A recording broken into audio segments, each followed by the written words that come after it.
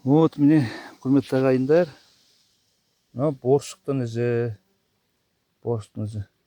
ана жерге барып судан өтіп шұңқырларды қазып тамақ тауып жепті ғой.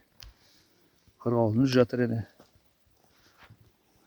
Сіздерге көрсетейін деген, қазір шамам келсе көрсетейін. У қорғасын деген шөп бар, өте улы нәрсе. Бұны мал жесе, мал жеп су ішетін болса сеспей қатады тұр. Ішіге беті өліп қалады. Мына судан қабандарды өтіпті. Қалың жүн ғой бұл. Одан кейін әгі аюд өтіпті. Аюдың ескізі ғой жатқан. Өтіп кетті.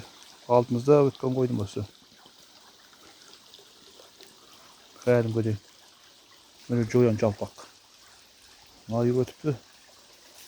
Мына қалың жүнді қопаны пайдаланады қойдар.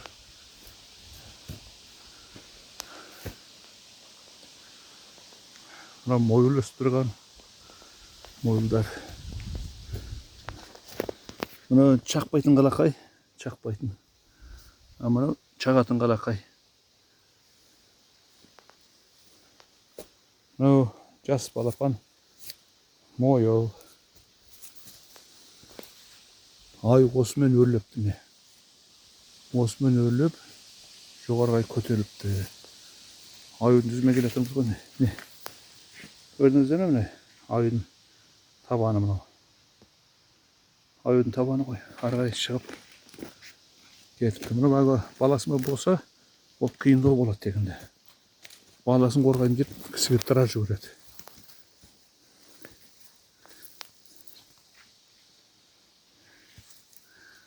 Сіздер көрсетейін.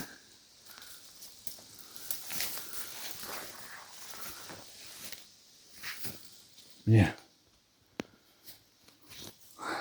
Біздше осыны айтады біздің аталарымыз.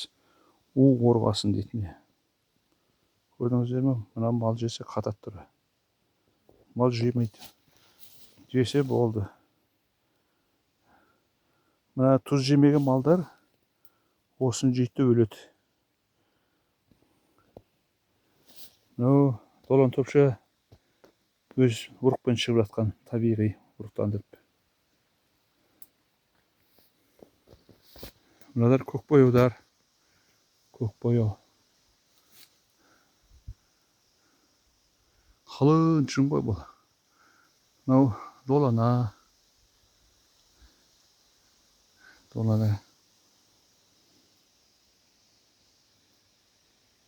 Долан топша мынау.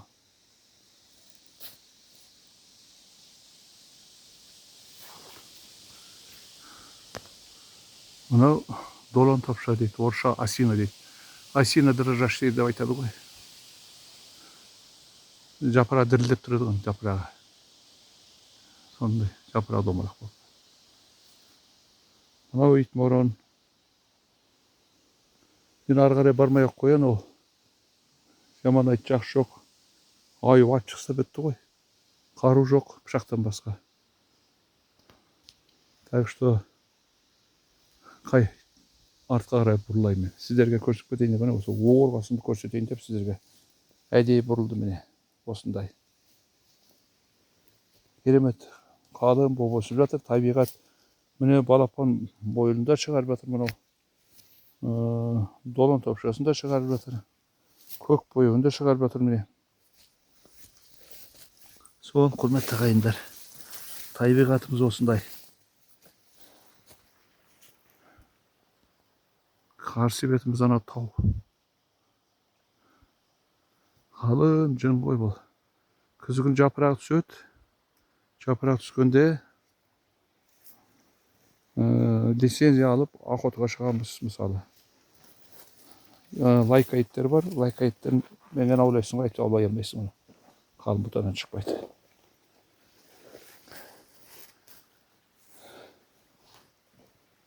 Арқаға чымырлап тұрады өзі. Бір жерге жатыпты. Көшені бірдеме жатып, аюың. Дем алған ба?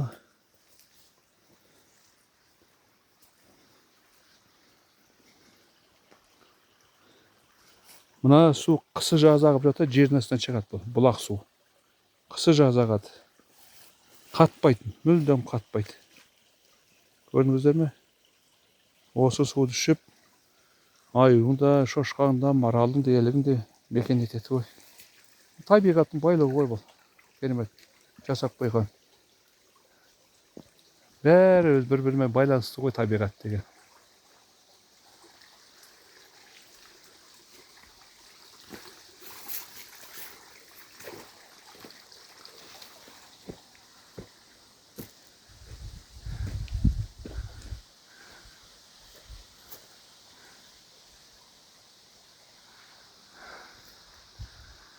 Сол құрметті ағайындар. Ананың бәрі долана мен мойыл. Жабайы қырғауыл қабандарын осы мойылдың астында, доланың астында мекен етеді ғой. Солардың үйлері ғой. Маралдар мына сияқты долан топшаның астында көлеңкеде. Көрдіңіздер ме? Биік. Мына өрлеген сайын мына өшеді жол бітеді осымен. Ары қарай уже атпен кетеді ғой. Сол құрметті ағайындар. Жолдың шетіне түсіпті міне долан топша. Қандай тамаша, қандай ғаламат бұл. Табиғат өзі өсіреді, көрдіңіздер ме? Міне ермен тұрма. Ерменді паналаған ері аман қалады дейді. Кезінде екі емші бопты. Екеуі, біреу қалмақтық екен, біреу қазақтық екен. Екеуі бәстескен ғой. Қалмақ айтады, мен мықты емшім дейді, қазақ айтады, мен мықты емшім дейді. Екеуінде 15 жастағы баладар бар екен. Соны айтты, жарайды, онда баламызға ешкінің майын ішкіземіз депті. Екеуі де баласына бір кесе ешкінің майын ішкізген ғой. Ешкінің майын ішкеннен кейін, ішке түскеннен кейін асқана, ол кәдімгі тас сияқты қатып қалады екен ғой. Содан қалмақ бергеннен кейін баласын емдеп алады. Ана қазақтың емшісі әр жүгіреді, бер жүгіреді, ана шөпті пайдаланады, мына тамырды пайдаланады. Содан емдей алмайды. Енді баласы қайтыс болады. Сол әкесі жылап, өкіріп, жалғыз баласынан айырылып қалдым деп. Содан қалың бір ермен ішіне кіріп, солқылдап жылап отырады. Ол кезде саптама етік киеді аяққа. Қолда қамшы. Бүйтіп жылап отырса, қамшыға жаққан тамақ ішеді ғой. Тамақ ішкеннен кейін қолын саптама етікке жаға салады екен бұрында майын. Қамшыға жаға салады екен. Сол май ермен ішінде жылап отырған кезде май еріпті ғой. Ағып. Сонда өкініп қатты қамшысымен ерменді ұрып, ерменді паналаған ері аман қалады деген сияқты сонда бірақ түсініпті ғой. Бұл ерменнің қасиеті ішке түскен жел болса, ішке түскен май болса қатқан, соны ертіп жібереді дегенде. Сол үшін пайдаланады. Сол құрметті ағайындар.